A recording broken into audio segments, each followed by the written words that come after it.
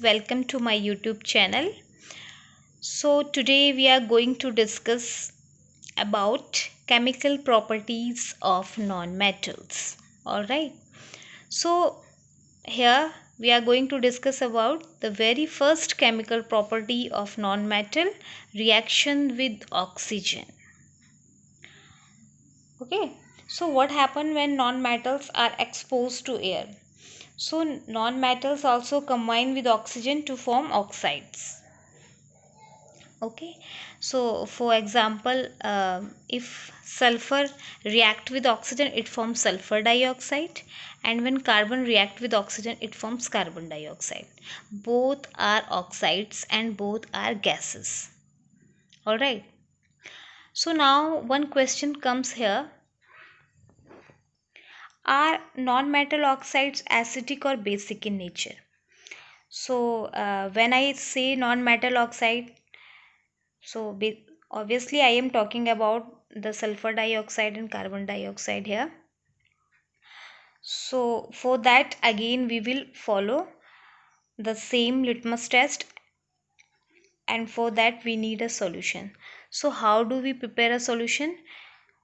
For that we will mix this sulfur dioxide with water and it forms sulfuric acid, and carbon dioxide mixed with water, it forms carbonic acid.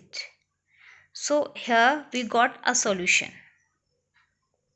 And when we dip the blue litmus paper in this solution, it turns red in color. So this shows that the solution is acidic in nature. So non-metal oxide are acidic in nature, and whereas metal oxide are basic in nature. Alright. Now the second chemical property is reaction with water. So now you will be surprised to know that non-metals do not react with water. In fact, those metals which are highly react with oxygen, for example phosphorus, whenever phosphorus exposed to air, what happens? It is highly reactive non-metal, so it combines to oxygen to form oxide of phosphorus.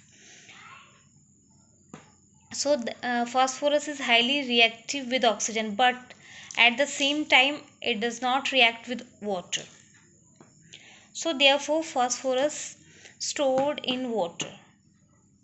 So see, that is another interesting fact. So this is how we stored phosphorus.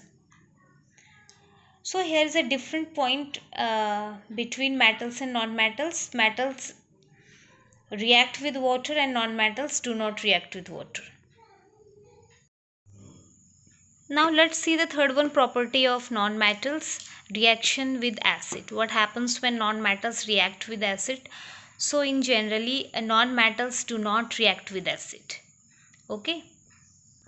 And you have seen metal react with acids to release hydrogen gas, but non-metals do not react with acid. So this is also a different point. Metal react with acid to form hydrogen gas, to release hydrogen gas, but non-metal do not react with acid. Okay. Now let's see the fourth one, chemical property, reacts with base. What happens when non-metal reacts with base? So non-metals do not react directly with base, but the oxides of non-metals react with base to form salt and water.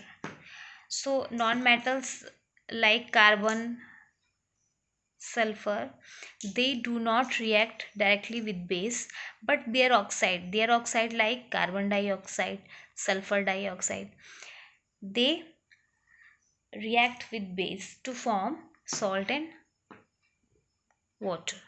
All right, so let's